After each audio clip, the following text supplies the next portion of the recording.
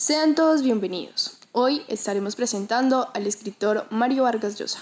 Hola, muchas gracias por la invitación. Es para mí un honor estar hoy aquí y además porque he hecho algunos cambios en mi apariencia, como dejarme hoy la barba para esta hermosa entrevista. Me gustaría iniciar diciendo que nací en Arequipa, Perú, el 28 de marzo de 1936. Escritor, político y periodista de mi amada Perú. También fui premio Nobel de literatura en el 2010. Pasé mi infancia entre Bolivia y Perú y al terminar mis estudios primarios colaboré en algunos diarios como lo fue La Crónica y La Industria. En 1952 escribí una obra de teatro titulada La huida del Inca, que se estrenó en un teatro de Lima. Estudié Letras y Derecho en la Universidad Nacional Mayor de San Marcos y empecé a colaborar profesionalmente en periódicos y revistas, siendo el editor de los cuadernos de composición y la revista literaria.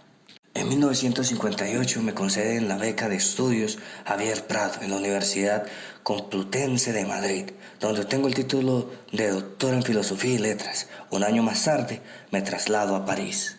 En 1965 me integro en la revista cubana Casa de las Américas como miembro de su consejo de redacción y permanezco en ella hasta 1971. Posteriormente viajo a Nueva York como invitado al Congreso Mundial del Pen Club e instalo mi residencia en Londres, donde trabajo como profesor de literatura hispanoamericana en el Queen Mary College. En 1975 inicio una serie de trabajos cinematográficos y en marzo de ese año soy elegido miembro del número en la Real Academia Peruana de la Lengua. En marzo de 1993 obtengo la nacionalidad española, sin renunciar a la peruana. Colaboré en el diario El País y con la revista cultural Letras Libres.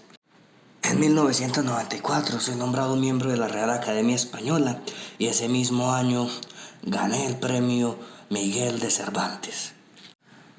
Gané el Premio Nobel de la Literatura en el 2010 y en el 2013 me conceden el Premio Columnistas del Mundo. Me imagino que se interesan más por el apartado literario que por mi vida, entonces compartiré un poco de mi narrativa. Publiqué mi primera obra, Los Jefes, en el año 1959 y solamente tenía 23 años cuando lo hice. Y con la novela de La ciudad y Los perros en 1963 gané ya un prestigio entre los escritores que por aquel entonces gestaba el inminente boom latinoamericano.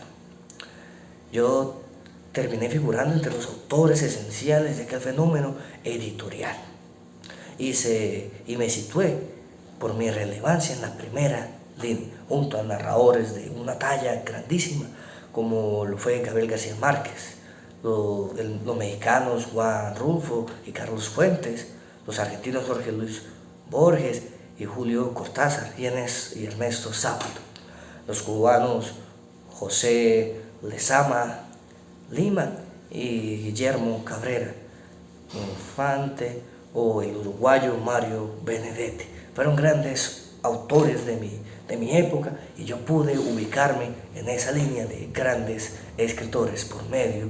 La narrativa de Vargas Llosa ofrece una apariencia despreocupada hacia la forma exterior de su creación literaria, sea personal o general. Todo eso ocurre porque la verdadera batalla del libro se desarrolla allí, donde dos actitudes ante la realidad y el hombre se descubren y son antagónicas. Su estilo se caracteriza por la destrucción lingüística, la agresión literaria y el abandono del tradicionalismo. Destaca la capacidad creativa en su línea estructural de relatar, por utilizar las técnicas contrapuntistas y combinar escenas alternativas para reflejar artísticamente los conflictos de cada época y las tensiones injustificadas que transcurre en la raza humana.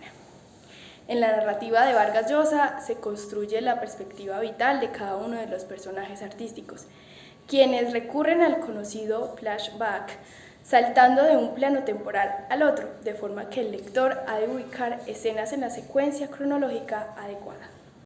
Mi producción narrativa Se inició en 1959 con los cuentos de los jefes y alcanzó resonancia internacional con la novela La ciudad y los perros.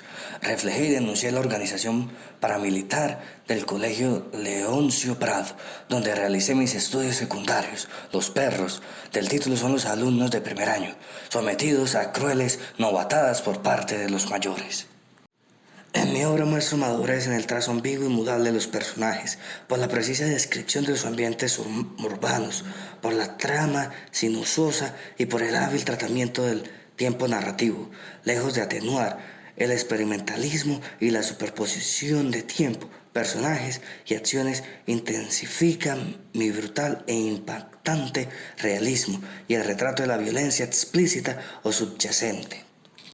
Mi consolidación literaria llegó con La Casa Verde, que la publiqué en 1966, exhibición en virtuosismo literario cuya prosa integra abundantes elementos experimentales, tales como la mezcla de diálogos y descripción y la combinación de acciones y tiempos diversos. El relato, que transcurre principalmente en un burdel, presenta varias historias paralelas con un montaje sumamente complejo, con yuxtaposición de planos temporales y cambios de puntos de vista. En Pantaleón y las visitadoras, que publiqué en 1973, presento una sátira humorística de la burocracia militar.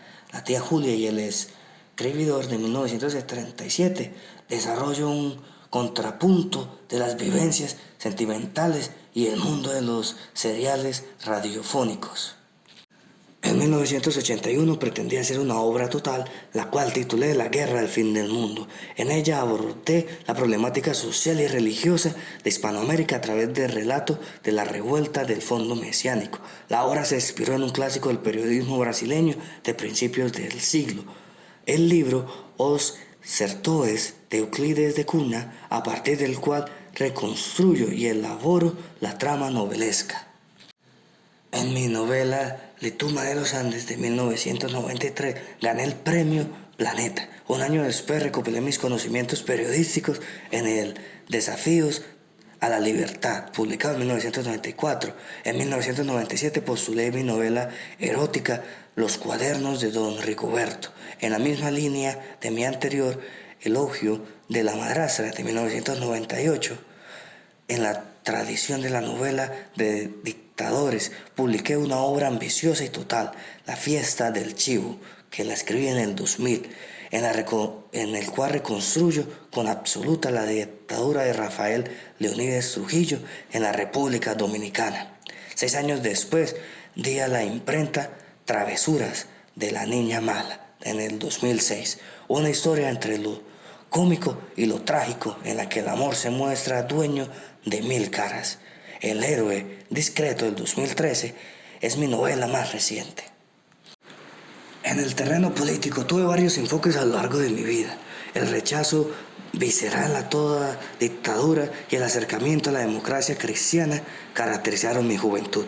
En los años 90 pasé desde un explícito apoyo a la revolución cubana de Che Guevara y Fidel Castro hasta un progresivo distanciamiento del comunismo, llegando a la ruptura definitiva con el gobierno de Fidel Castro en 1971, a raíz del llamado Caso Padilla.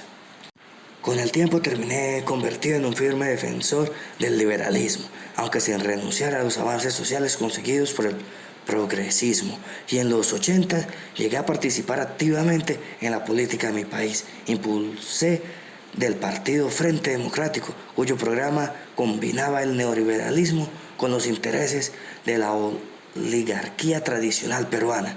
Me postulé a las elecciones peruanas en 1990, pero las perdí. Fui derrotado por Alberto Fujimori.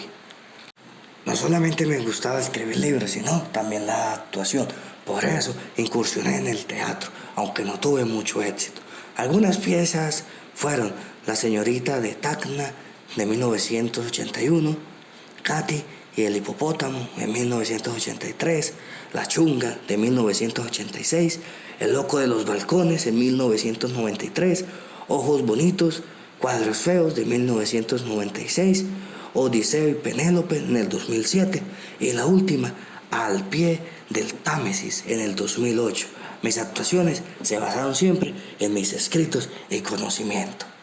Bueno, y esa fue mi vida a grandes rasgos. Gracias por la invitación y espero que les guste. Ya me puedo quitar la barba. Gracias.